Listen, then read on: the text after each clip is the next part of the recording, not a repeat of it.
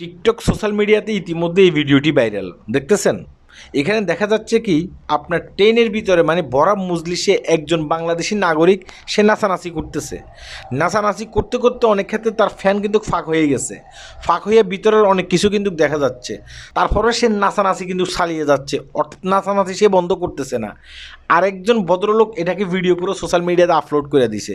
ওই ভিডিওতে দেখা যাচ্ছে যে সেখানে যেসব যাত্রীগণ আছে, যাত্রীরা কিন্তু এই লোকটার নাচ দেখে তারা কিন্তু বিভ্রান্ত ফিল করতেছে, অর্থাৎ তারা সেখানে আনইজি ফিল করতেছে।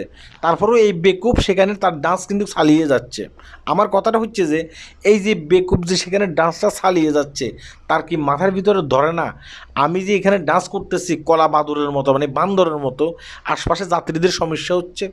অনেকেই দেখলাম যে বলতেছে যে এই লোকটা হচ্ছে আমাদের বাংলাদেশি একজন ব্যক্তি। তার এই ডান্সের ভিডিওর সাথে আগে তোলা যে ছবিগুলো আছে সেই ছবিগুলোর সাথে অ্যাডজাস্ট করে বলতেছে যে এই লোকটি হচ্ছে বাংলাদেশি আমাদের একজন ব্যক্তি। এই লোকটা কি আমাদের বাংলাদেশের মানসম্মান নষ্ট করতেছে না?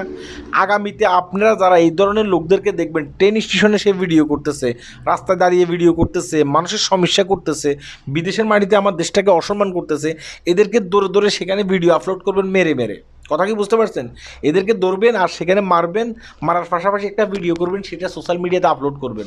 তাহলে হয়তোবা যদি এদের সংখ্যা কমে, নয়তোবা এদের সংখ্যা কমবে না, দেশের মানসম্মান কিন্তু তলানিতে নিয়ে ফেলবে। এদের ভিডিও দেখে কি বিদেশি লোকগুলো এটা ভাবে না বাংলাদেশের সব মানুষ কি অশিক্ষিত, বাংলাদেশের সব মানুষ কি এই ধরনের বেকুব, বাংলাদেশের সব মানুষ কি এই ধরনের রুচিহীন? তাদের মনে কি এই ধরনের প্রশ্ন জাগে না?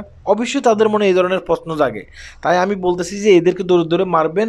এদের কারণে কিন্তু দেশের বদনামি হচ্ছে, এদের কারণে কিন্তু আপনার বদনামি হচ্ছে, এদের কারণে বাংলাদেশি একজন শিক্ষিত ব্যক্তির বদনামি হচ্ছে। তাই এদেরকে দৌড়ে দৌড়ে সব জায়গায় মারবেন, মেরে কিন্তু ভিডিও আপলোড করবেন আগামীতে, তাহলে তারা এই ধরনের ভিডিও আর করবে না। আল্লাহ হাফেজ।